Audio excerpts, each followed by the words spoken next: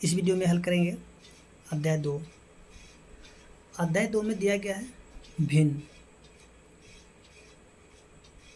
तो यहाँ पे जो हम लोग समझेंगे कि भिन्न क्या होता है और भिन्न के कितने प्रकार होता है, ठीक है। इसके बाद जो इसका जो प्रश्नावली होगा 2.1 उसको भी हल किया जाएगा। तो चलिए यहाँ पे शुरू करते हैं। देखिए जैसे कि हम लोग यहाँ पे देखते हैं भिन्न। तो भिन्न क्या होता है? देखिए भिन्न वे संख्याएं जिन्हें a/b के रूप में लिखा जा सकता है, जहाँ a और b क्या होता है, पूर्ण संख्याएं होता है तथा b जो है 0 के बराबर नहीं होगा, ठीक है। b का मान जो है 0 के बराबर नहीं होगा। आइए हम लोग यहाँ पे पहले समझ लेते हैं, उसके बाद हम लोग देखते हैं इसको। देखिए यहाँ से जो है सबसे पहले हम लोग जानते हैं भिन्न।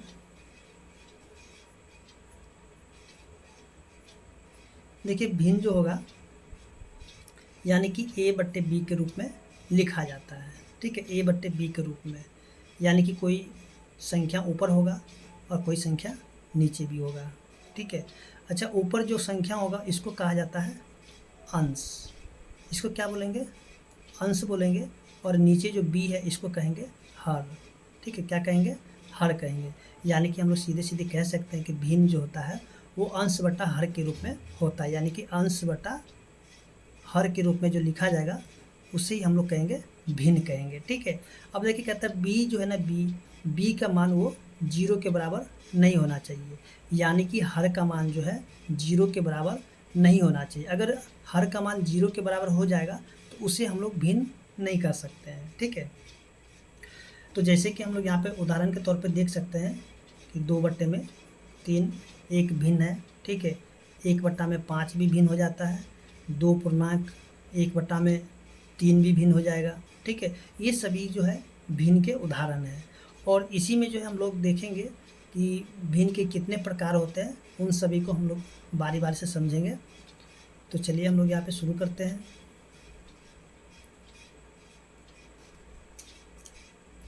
देखिए सबसे पहले जो है दिया गया है उचित भिन्न।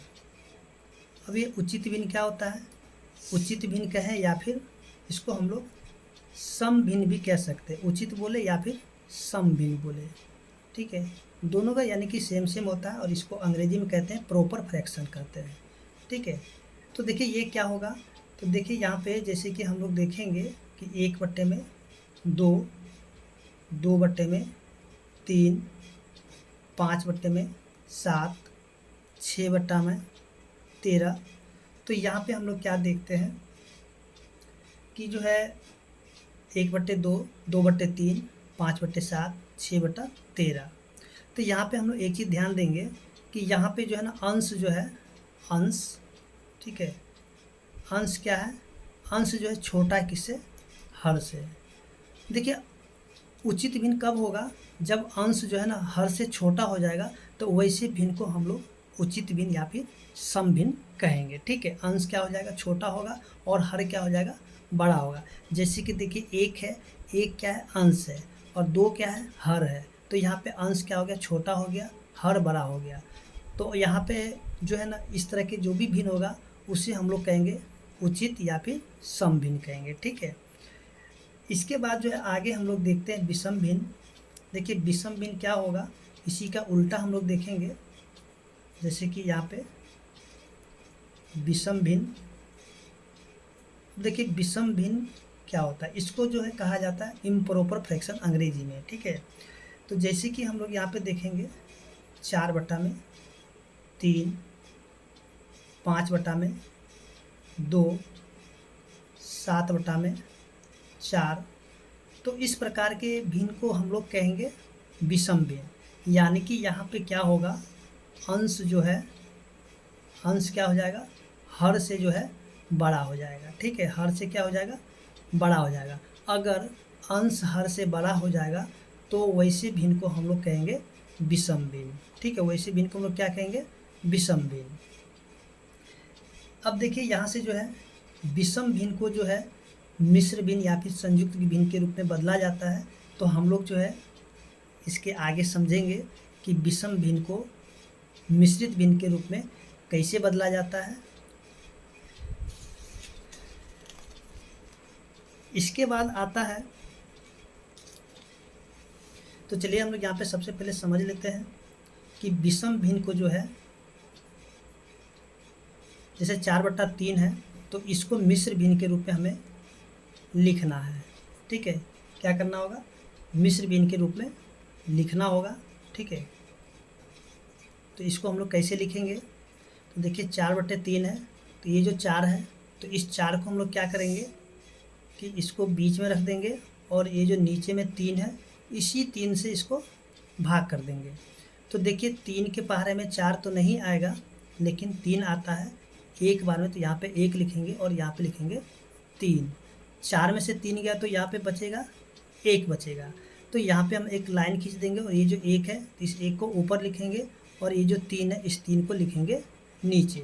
ठीक है, यानी कि इसको हम लोग क्या कहेंगे, 1/1/3, यानी कि 4/3 को हम लोग कैसे लिख सकते हैं, 1/1/3। ठीक, इस प्रकार से लिख सकते हैं। यानी कि हम लोग ये भी कह सकते हैं कि विषम भिन्न को जो है इस प्रकार से भी हम लोग लिख सकते हैं। जैसे कि यहाँ पे दिया हुआ है 4/3 दिया हुआ है, तो इस 4/3 को हम लोग क्या लिखेंगे, 1/1/3 भी लिख सकते हैं। ठीक है, अब देखिए आगे जो दिया गया है मिश्रित भिन्न।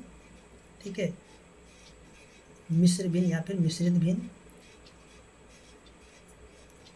देखिए मिश्रित भिन्न क्या होगा, जैसे कि हम लोग यहाँ पे देखते हैं 1/1/3, 5/2/3, तो इस प्रकार के जो भी भिन्न होगा इसको हम लोग क्या कहेंगे, मिश्रित भिन्न। ठीक है, और मिश्रित भिन्न को जो है हम लोग कैसे लिखेंगे, तो देखिए यहाँ से यहाँ पे देख लेते हैं 1/1/3 है, तो देखिए यहाँ पे जो है मिश्रित भिन्न को विषम भिन्न के रूप में कैसे लिखा जाएगा।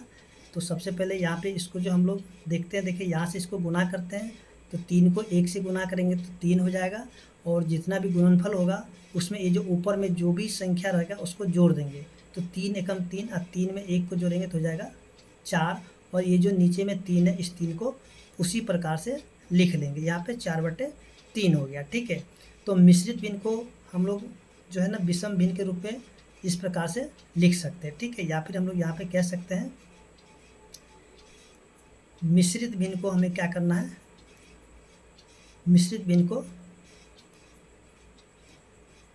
विषम भिन्न के रूप में लिखना होगा। ठीक है, विषम भिन्न के रूप में तो कैसे लिखेंगे, देखिए यहाँ से जो है 1/1/3 है, तो इसको जो हम लोग यहाँ से गुना कर देंगे 3 एकम 3 1 4, यानी कि 4/में ये जो 3 है तो 3 को इसी प्रकार से लिख लेंगे। ठीक है, जब हमें विषम भिन्न में लिखना होगा मिश्रित भिन्न को, ठीक है, तो हम लोग कैसे लिखेंगे, यहाँ पे लिख सकते हैं इस प्रकार से। इसके बाद जो है आगे देखते हैं अगला भिन्न कौन सा है। देखिए आगे जो दिया गया है तुल्य भिन्न।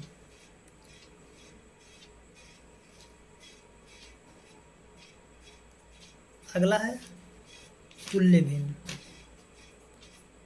ठीक है, देखिए तुल्य भिन्न क्या होगा, जैसे कि हम लोग यहाँ पे देखते हैं 3/4 और 12/16।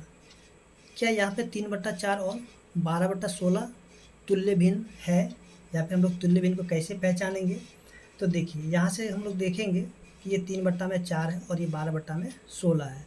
तो देखिए अगर इसको हम लोग काट देंगे ना, इसको अगर काटेंगे तो इसी के बराबर इसका उत्तर आ जाएगा, तो वैसे भिन्न को हम लोग तुल्य भिन्न कह सकते हैं। देखिए यहाँ पे कटेगा 4 के परा से, 4 तिया 12, 4 चौके 16, तो यहाँ पे क्या देखते हैं कि 3/4 जो है बराबर हो गया किसके, 3/4 के, यानी कि काटने के बाद जो दोनों का उत्तर एक ही जैसा आ जाएगा, तो वैसे भिन्न को हम लोग तुल्य भिन्न कहेंगे। ठीक है, इसके बाद जो आता है आगे देखते हैं समान भिन्न।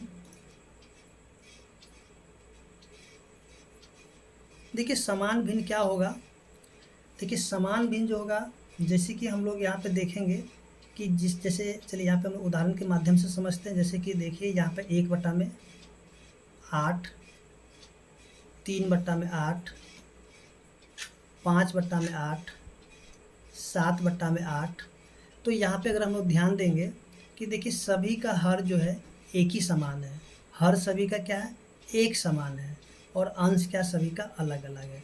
तो जिसके हर एक समान होगा वैसे भिन्न को हम लोग कहेंगे समान भिन्न। ठीक है, वैसे भिन्न को क्या कहेंगे, समान भिन्न। इसके बाद आता है असमान भिन्न।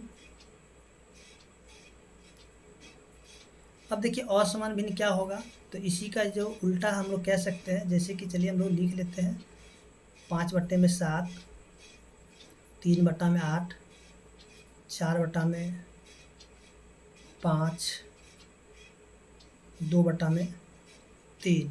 देखिए असमान भिन्न, इसके नाम से पता चला असमान, यानी कि जिसके हर एक समान नहीं होगा उसे हम लोग कहेंगे असमान भिन्न। तो यहाँ पे अगर ध्यान देते हैं तो सभी का हर क्या है, अलग अलग प्रकार का है। एक का 7 है, 8 है, 5 है, 3 है, यानी कि सभी अलग अलग यानी कि हर है। ठीक है, तो इस प्रकार के भिन्न को कहेंगे असमान भिन्न कहेंगे। ठीक है, क्या कहेंगे, असमान भिन्न कहेंगे। तो इस तरीके से हम लोग यहाँ पे देखते हैं कि जो है भिन्न के जो प्रकार हैं, बहुत सारे प्रकार हैं, लेकिन यहाँ पे जो हमें ज़रूरत है उतना तक ही देखना है। इसके बाद जो हम लोग देखेंगे अगले वीडियो में प्रश्नावली 2.1।